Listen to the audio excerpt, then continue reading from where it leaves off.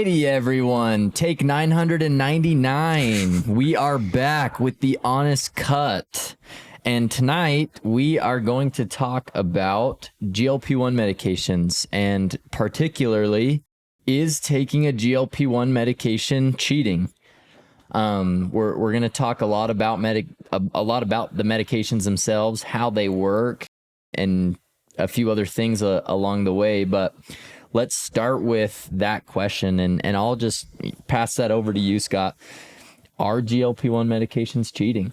Oh man, love this question. And I swear it's like every other TikTok and reel that comes across my feed is some dude talking about this. So I'm going to answer your question with a question. Okay. How about that? Deal.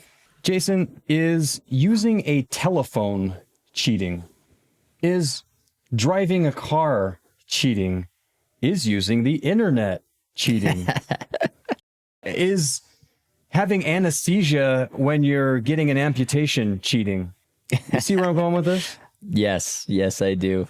Dude, every technology that's ever come forth in the history of humanity has asked this question and tried to answer this question.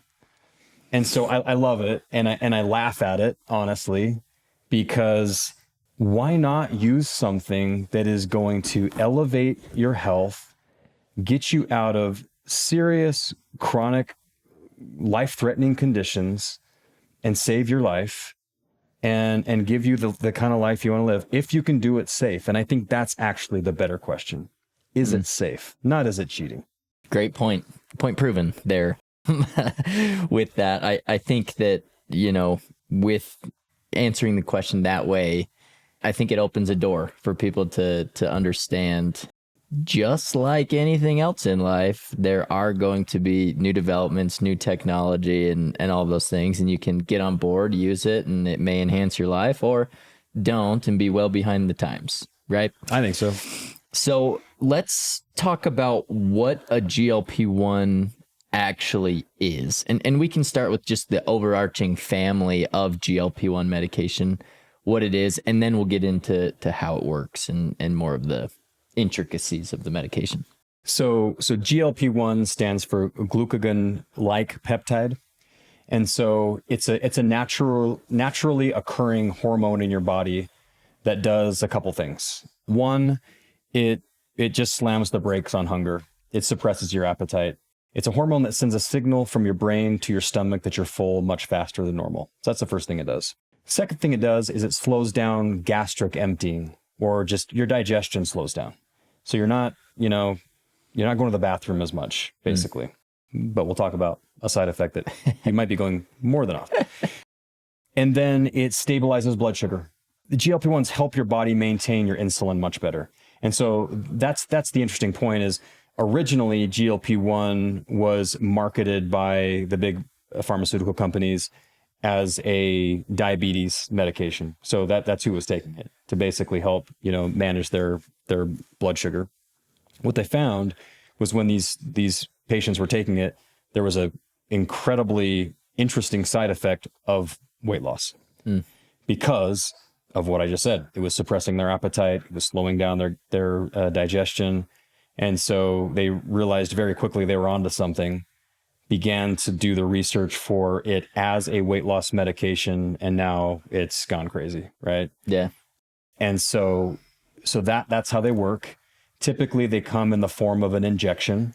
If you're taking it from one of the pharmaceutical manufacturers and you're taking a branded medication like Ozempic, like Mounjaro, like Zepbound, like Wegovy, it'll be a once weekly injection through a pen that basically has the medication loaded and the dosing loaded, and you simply do a subcutaneous injection, usually in the stomach by the belly button. That's how it's taken. If you're taking the compounded semaglutide or tirzepatide, and we'll talk about what those are in a minute, it's in a kind of a classic insulin syringe. So you're loading the syringe from a vial and you're taking it that way, but same kind of thing. There are some coming out soon that you can take even less frequently that are just as effective or even more effective. And so we'll talk about some of those, but That's typically how it works. That's typically how you take it. There are some oral versions now of the medications that are coming out. The oral versions are a little less effective just because they metabolize as you're eating them, whereas the other ones go straight into the bloodstream. As far as how it works, we've got a few, you've got your GLP-1 family, but then you've got your semaglutide products, you've got your tirzepatide products, you've got retatrutide and liraglutide and anything else. What are the main differences in these medications? Is there some that are better than others? And what would you, in your experience, what have you used, not used? What would you recommend, not recommend? There's really two major classes of GLP-1 that are the most popular, most widely used. The first is semaglutide. Semaglutide is primarily focused on GLP-1. And so that is Ozempic. So Ozempic is Novo Nordisk's GLP-1 that's FDA approved for diabetes patients. But because of the shortages and because of some of the challenges with the medication, and because it is obviously a weight loss medication, they are now marketing another semaglutide, which is essentially exactly the same thing as Ozempic, but it's called Wegovy. And Wegovy is FDA approved and branded for weight loss. On the Eli Lilly side, they produced a drug by the name of tirzepatide. Tirzepatide affects two hormones. And so it's GLP-1, but it's also something called GIP. And so tirzepatide's brand names are Mounjaro, that is Eli Lilly's branded and marketed GLP-1 and GIP for diabetes. But they also have their own weight loss version of tirzepatide, which is called Zepbound, which probably at this point is the most popular GLP-1 for weight loss. And I'll tell you why. It seems to be a little bit more effective for weight loss, meaning it's suppressing your appetite a little bit more. But we're finding that the side effects aren't quite as severe. You'll probably ask me about side effects later, but I'll just say very quickly, it's a little less of kind of the... So I would say here's the difference between the two medications. And I've taken both. So when I started my weight loss journey, it was semaglutide. That was the one that was available to me, and I tried it.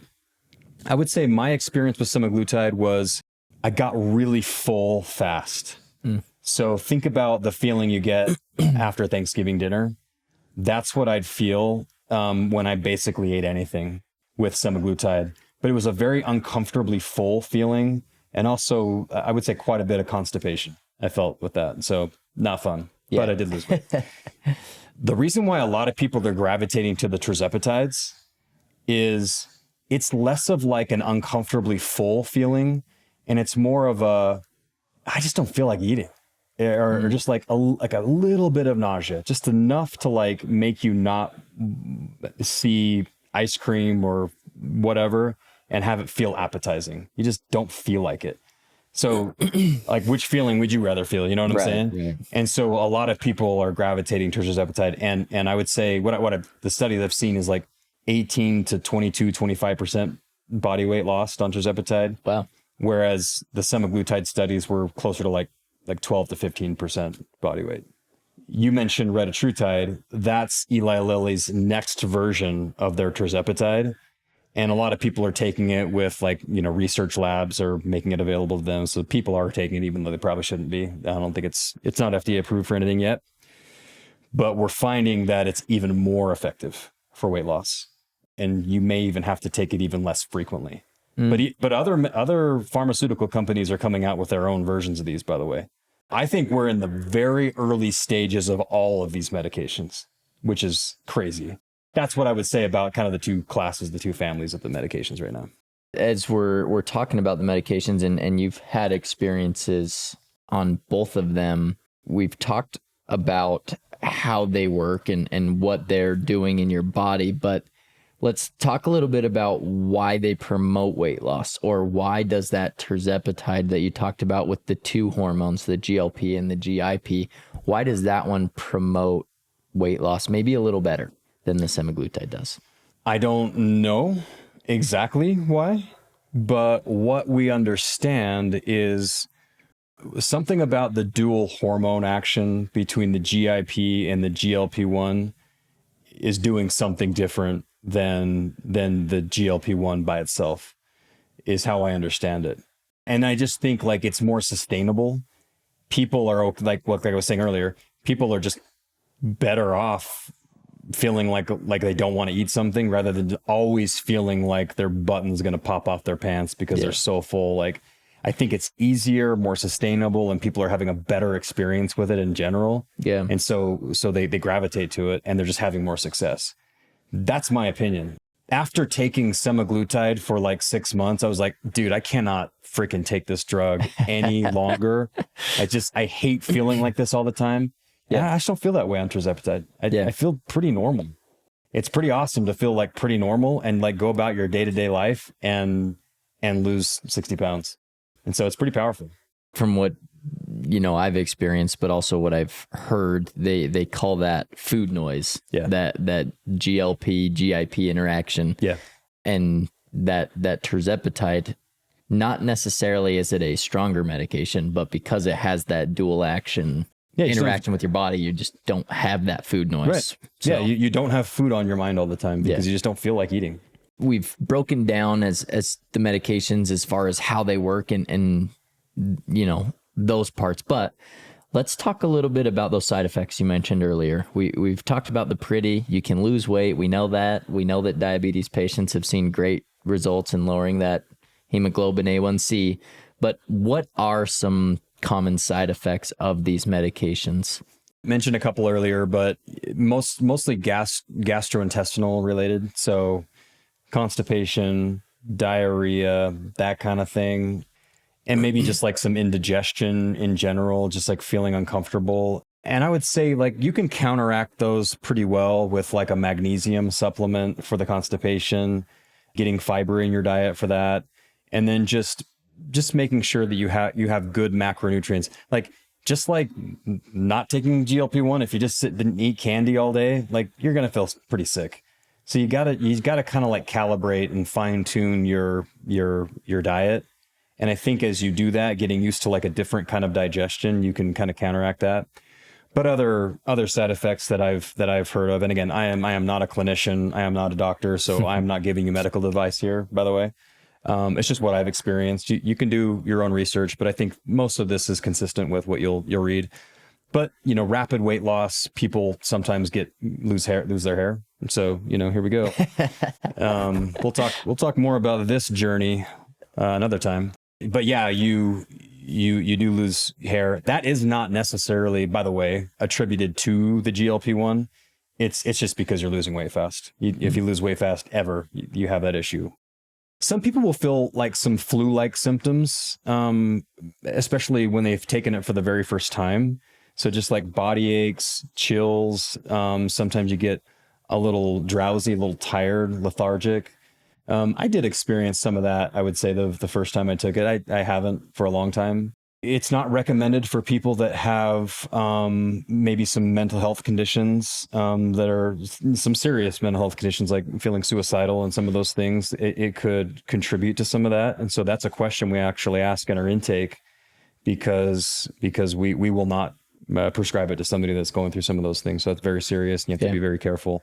In the studies, there were issues sometimes in animal studies, I'll just be clear about that, with pancreatitis or pancreatic cancer potentially causing it. And so if you've had any of those conditions, it cannot be prescribed by a clinician. And so yeah, there are some things you have to be very careful with when you're taking the medication. But honestly, Jason, for the most part, which is really encouraging, there aren't many serious side effects, and people are having a lot of great success with the medication. I think that's important to, talk about with side effects. It's like when you're watching anything on TV and you got the dancing people and it's like, you might die. But the pharma companies. Take this medication, this medication, Which I think, I love the Ozempic one, actually. And I don't know if Ozempic. Either that's like a TikTok or reel, or like someone actually did that on a commercial. I'm pretty sure that was a real one. I saw it. I saw it on a Sunday football commercial. Yeah, that's a good one. So yeah, that's a good time. We've talked about the medications, but let's dive into more of who it's for. Yeah. Who should take this medication? We'll get into who shouldn't after that, but let's first start with who should take the medication, and maybe let's go through all of the people and all of the cases where this would be beneficial for someone. So obviously type 2 diabetes patients, it's regulating blood sugar so the pancreas doesn't have to work as hard. Many diabetics have been able to reduce or eliminate other medications by taking GLP-1. So Awesome. it's super effective for them. Let's not forget the diabetics, right?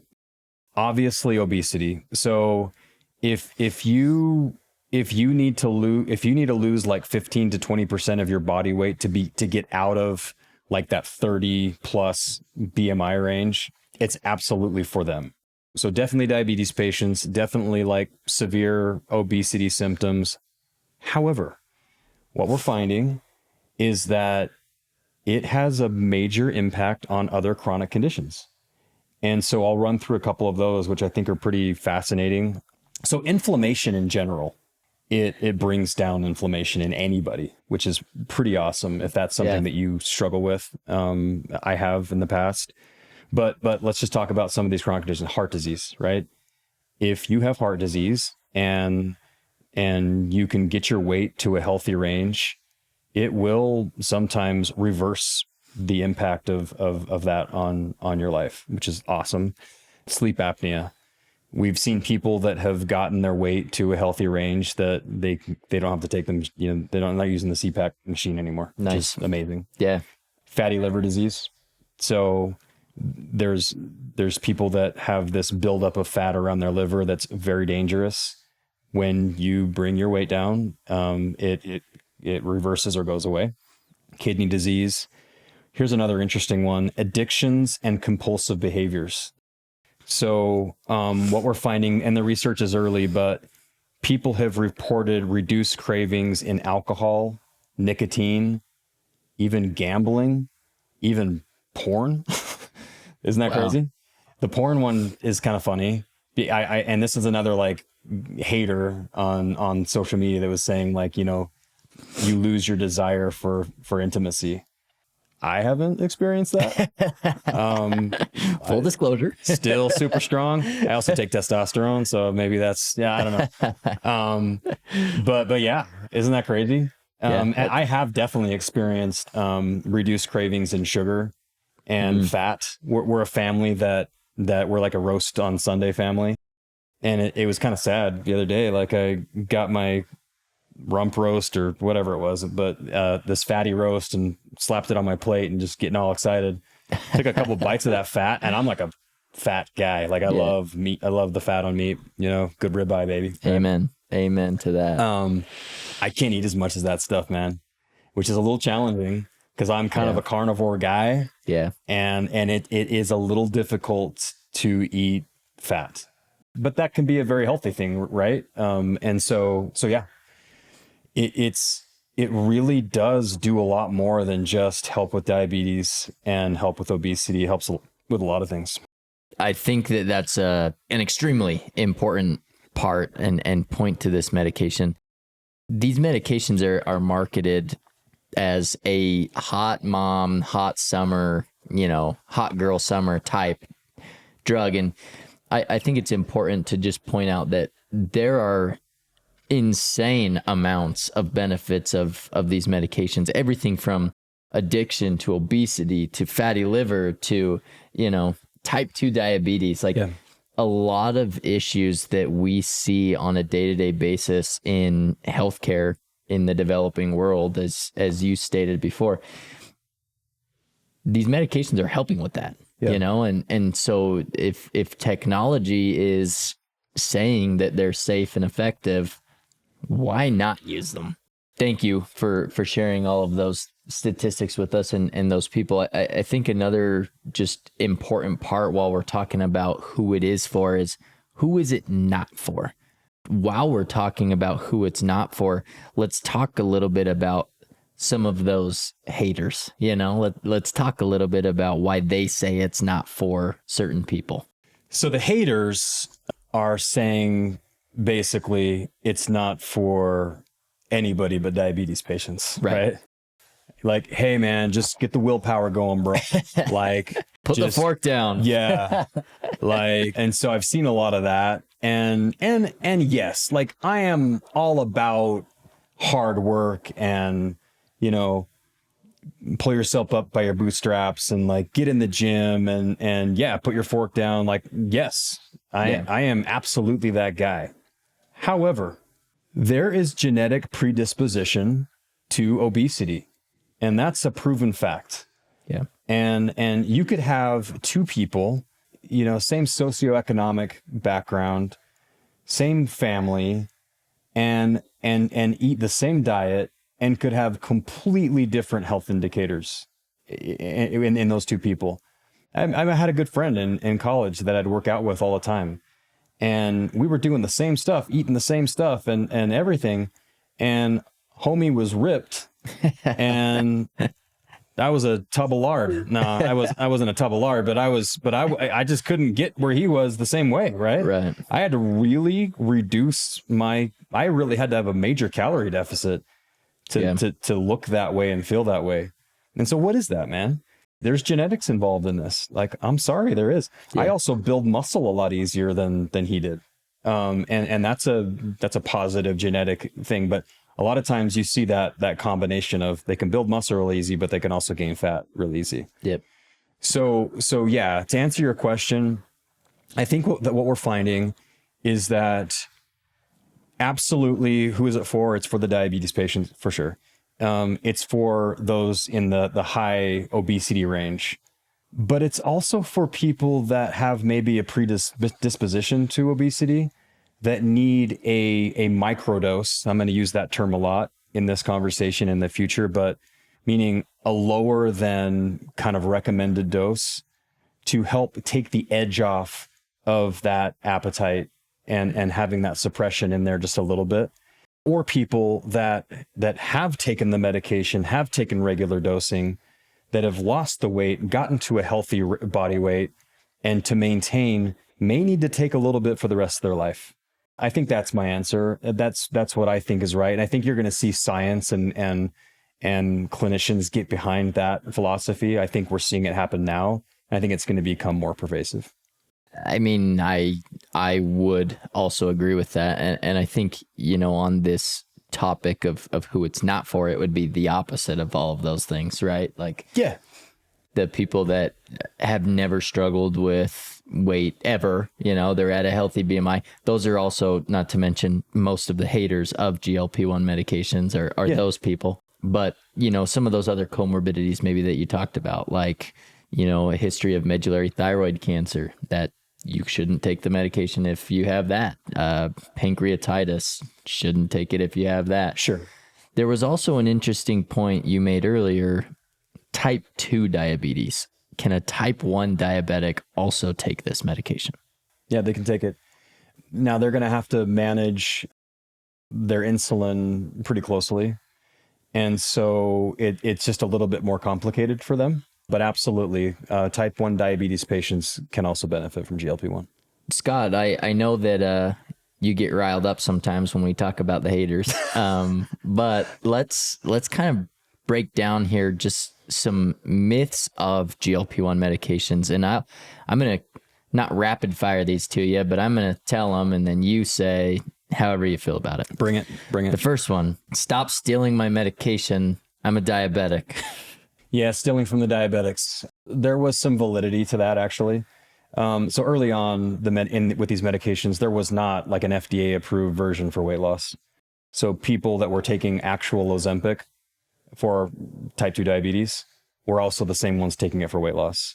People that were taking Mounjaro for diabetes were also taking it for weight loss.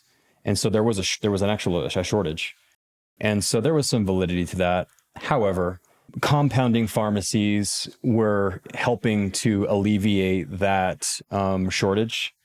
And so they were making these medications available outside of like regular supply from the manufacturers. So compounding pharmacies, which are basically designed to make custom dosing of medications, we're doing that and are still doing that for these medications.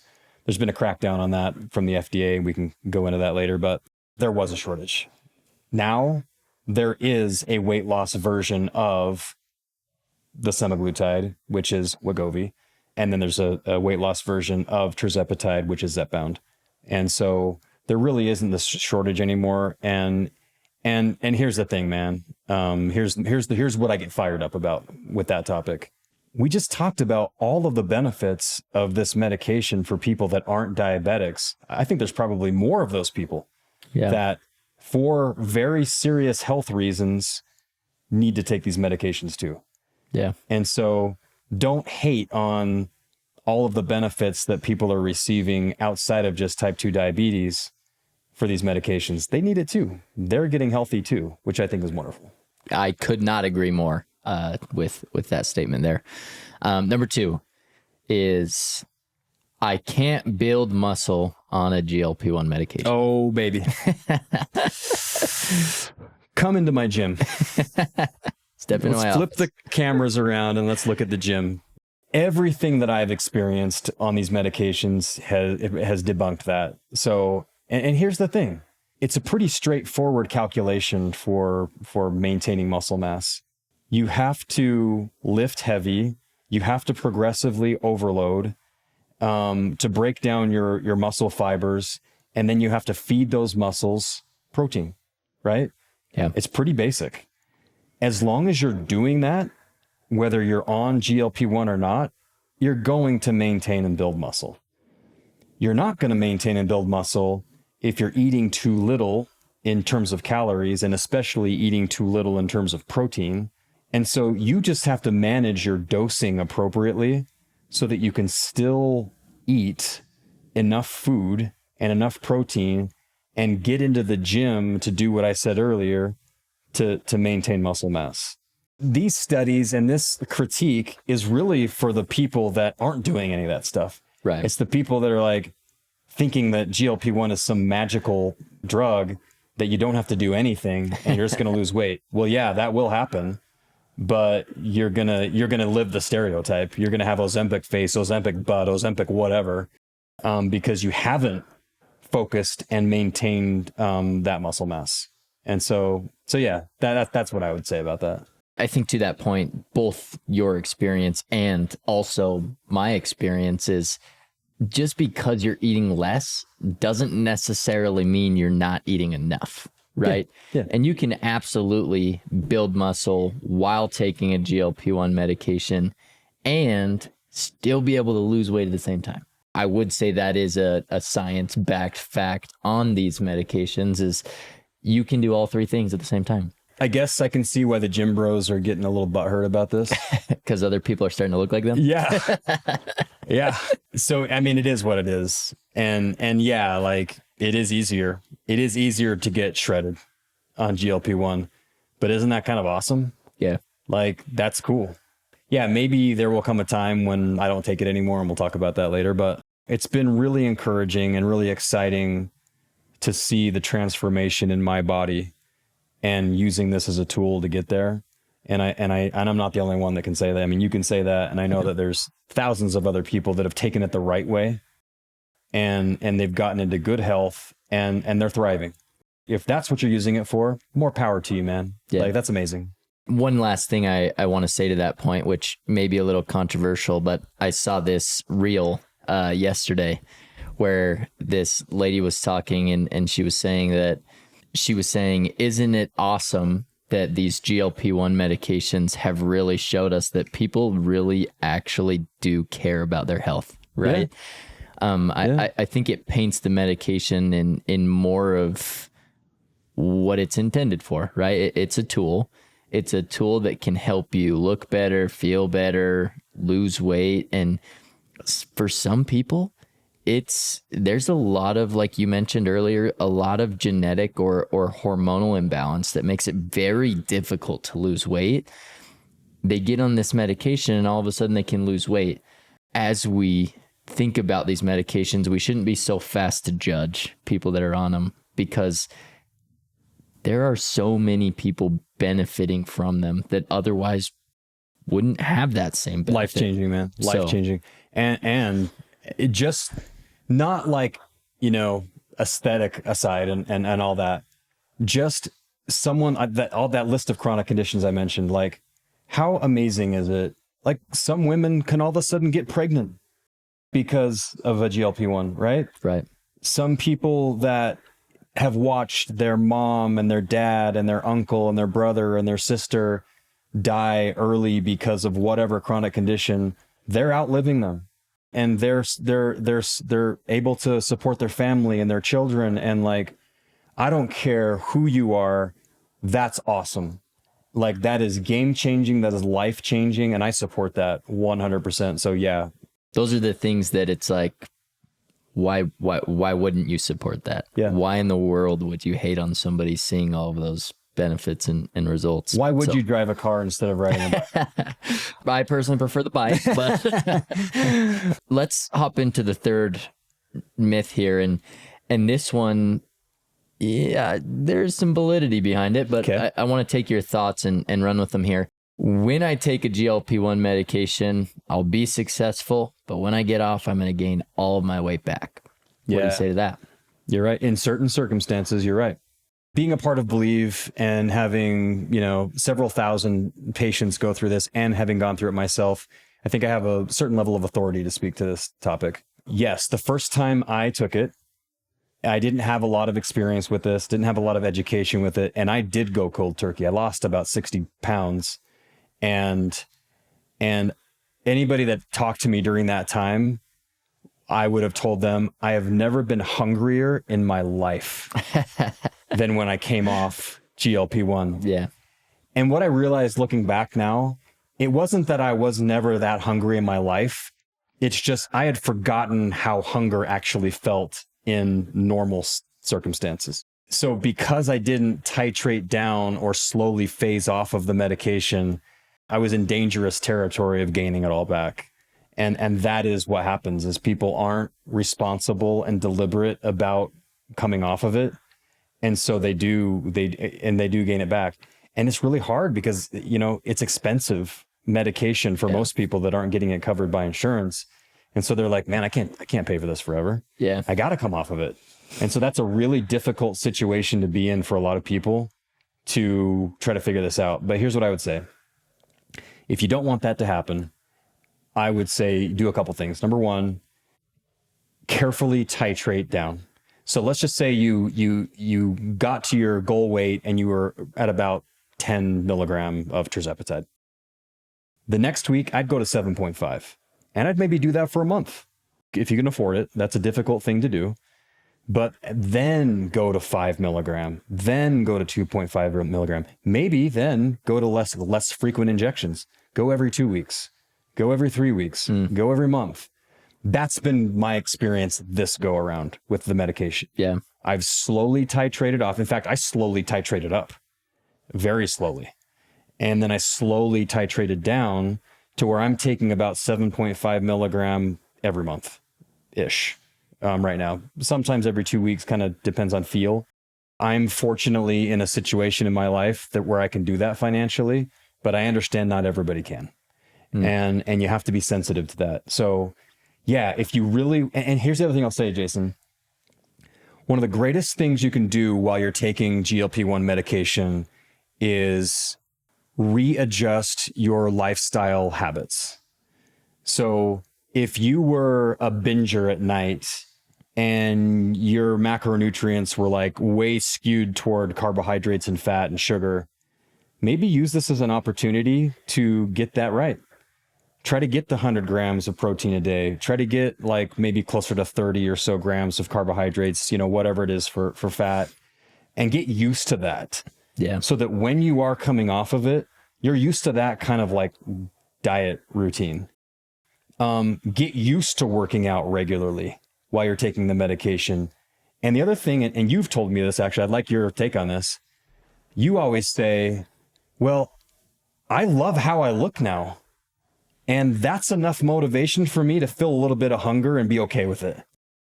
And I think a lot of people feel that way. Like, I am in the 10% body fat range. I am doing Spartans. I did run a marathon. I'm not doing anything to go back. I love living this way. That's pretty powerful too, don't you think? Yeah, totally. I mean, a little tangent here, but let's talk about the Spartan. You know, you're in exquisite shape trying to do this Spartan. Neither of us had very much training. In fact, I signed up the week of the Spartan. And at that point, I was about 190 pounds. Yeah. I was still working out, like I was strong, but no cardiovascular, any, endurance whatsoever. You finished at 45 years old, and me at 25 with a boatload of pride couldn't finish it. Yeah. I could not finish that Spartan. And so I think that to your point, great habits that you can sustain with GLP-1 medication and without are so important to being able to minimize the amount of weight that you gain back. I also think that to that point, it's you actually sent me this, but there's I can't remember the guy's name. It's not Atia, but somebody like that. Yeah. Longevity guy. Yeah, some longevity expert talked about the phases of building muscle, right? You've got your overload to put on muscle. Then you've got your cut. Yes. Then you've got your maintain, and it's kind of just this cycle of over and over and over and over again. And I think that GLP-1 medication enhances that. Yeah. It makes it easier. And if the technology exists, why not use it? That's what I'm saying, bro. That's what I'm saying. If you're responsible with this, it can be the greatest gift science has given us. That's how I feel. And I'll take that to my grave. Yeah. Like, just be responsible, be smart with the way that you take it, and your wildest dreams can come true in your life. And but you can also be stupid about it and just naive about it. And like, you'll experience periods of time where you're super skinny, but are you really healthy? Right. Are you really happier because of that? Yeah. So my opinion, and I hope what happens just in society, and I hope the medical community promotes all the other things that are necessary along with GLP-1 to get you to a healthy place in life. I could not agree more to those points. I do have a few other talking points here that I want to go through as we're talking about these myths and as we've broken down the medication. What does sustainable life look like on a GLP-1 medication? And then as you're working your way off, what does sustainable life look like afterwards to minimize the amount of weight you would gain back? Well, I just think it depends on what your goals are. So I'm an athlete. I've been an athlete my entire life. And so I like to do certain things in my life that require a high level of physical fitness. And I can't do a lot of those things being obese. I want to come up down the lane with the ball with Jason guarding me. I want to cross him up. It's never going to happen, but he could. I want to dunk. I want to cross him up, and then I want to dunk. Okay. White boy here. It's not. Like, I want to be able to do that kind of stuff. Right. Yeah. And so what is sustainability for me? I have to do all the stuff that an athlete has to do to maintain that stuff. I got to get in the gym. I got to work on my quads and my hamstrings and my calves. I gotta be strong. I gotta work on all of the twitch muscles. I want to jump higher. All that kind of stuff. Like if you're a marathon runner, I trained for a marathon, and I had some injuries that didn't allow me to finish that, but I was still taking GLP-1 while I was doing like long runs and all that stuff. Like you can do that. You still have to like maintain your nutrition, and you still have to do all the other things, but you can. So what does it look like? I think it looks just like it looks for anybody that is trying to be healthy anyway, with a calorie reduction. Right. And so that is going to be the thing you're going to have to grapple with if you're an athlete, is you're going to have a little less energy when you're in the gym, just because you're in a calorie deficit. But you're going to have to still do the same things that you were doing before. But I think anybody that is living a healthy life, maybe they're not an extreme athlete, but they're still going to have to work on macronutrients and maintaining protein and working on muscles and cardiovascular health, maintaining a high VO2 max and all those things. Like, all those things are still important. Right. So I think that's my answer to that question, is like, stop separating GLP-1 protocol with just like good health protocol. Yeah. They're the same. You got to bring them together. Yeah. That is the only way this is going to be successful long-term for people. I agree with that. And I hoped you would say that. I think that using the GLP-1 medication as a tool to say, hey, maybe, for both of us, we started in that 30 plus BMI range, right? So we had some lifestyle habits that we had to fix. Portion control.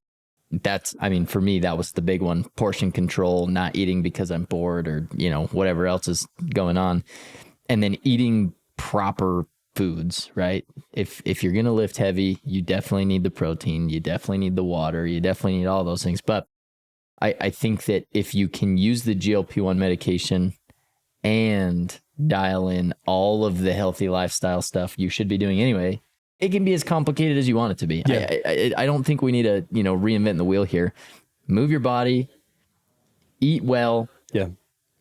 And if you can afford to do a GLP-1 medication and use it as a tool, great, even better. You'll see results faster, But I think that's the beauty of what we're doing here, is that it's not rocket science. It's all of the things any nutritionist will tell you to do from the beginning. Yeah. Eat good, move your body, know? So I think that it doesn't have to be rocket science. And I think that's the beauty of what we're doing here. Yeah. Just don't, the only thing I would say to anybody thinking about this, and I think we've we're beating a dead horse here, but it alone is not going to solve your problems. And that's my warning to you. Don't just think you're going to take GLP-1 and think that you're going to go do a Spartan race or a marathon the next day, or you're going to have 6-pack abs on the beach. That requires a whole lot of other things. Right. Right. So just use it as a tool. Use it as a tool with other tools, and I think you're going to have a really great experience with it. The last point I wanted to talk about here is what we kind of ended with on episode 1. There is hope of a better world, right? We read that in the scriptures, but there's a hope of a better world for you. And I think that as we're talking, the Jets, they're back. Zach Wilson flying above us. No idea. You have no idea how long we've been sitting in this room. I feel like we've talked about these conversations a few times. We beat a dead horse because we have. Yes. I just want to reiterate what we reiterated there, and talk about it again. You don't have to stay where you're at right now. Yeah. You can choose to be better. You can choose to lose the weight. You can choose to use the resources available to you to become something better. And to the question at the beginning, are they cheating? Are GLP-1 medications cheating? No. GLP-1 medications are absolutely not cheating. Yes, you need to be responsible. Yes, there is a right way to do it. Yes, you need to follow the clinical guidelines of whoever is prescribing it to you, but there's better days ahead. Yeah. Do the things you know you should do. Use the medication as the tool it's intended to be, and see what happens. You also don't need 6-pack abs. I know you and I like ours and we want to keep them, sure. But you don't need 6-pack abs to feel better, to look better, to feel more confident. And that's the beauty of what this offers. You can be so much more than you are right now. I love that. And I agree with that wholeheartedly. I think for me, it just goes back to, the kid that has struggled with weight their whole life. They have been, bullied. They've just, their self-esteem has been beaten up. They've seriously tried to get to a healthy body weight. And maybe it's the way, maybe it's, you always talk about nature versus nurture. Maybe it's a little bit of genetics, but maybe it's the way that they were raised. But either way, it sucks for that person. Yeah. And who wants someone to live their life like that? And if there is a medication out there that is safe, that can get them to that healthy place, why not? I think what I've seen with thousands of people that have benefited from this medication, I think it's such a positive thing. I think you just need to be careful. You need to be smart. Yeah. You need to have some guidance. I think it can do whatever you want it to do for you if you do it the right way. And so I think that's my message to anybody that's considering this. And if we spoke in person, that's what I would say. Just do it the right way. And you're going to have a lot of success and you're going to have a great experience with it. I may, Jason, at some point stop taking it. And that's something I will share with our fans or with our followers if and when I do it. I'm taking it pretty infrequently right now, but I may kind of try to go off of it altogether and see what that looks like. So more to come on that, but I think I'm going to give it a try. I love it. I think if anyone could do it, it would be you. So I'm really excited to see where that goes for you. This is the beauty of this podcast, is talking about things that people don't want to talk about, or they're scared to talk about, or, I know I was that fat kid that didn't have any self-confidence despite what I put on the outside. When you're not looking your best or feeling your best, it's really hard to continue to just keep going. Even when you're doing some of the things that you should be doing anyway. And I think that's what I want. I want to be able to share that with other people. And so I'm really excited for where this is going. And I appreciate everybody tuning in tonight. This has been episode 2 of The Honest Cut. And finally, to give you a little more, we are going to have some guests on this podcast. And for our next episode, you're going to get to hear from Adam. And Adam has been through everything we've talked about so far. He's done the man pack, if you will.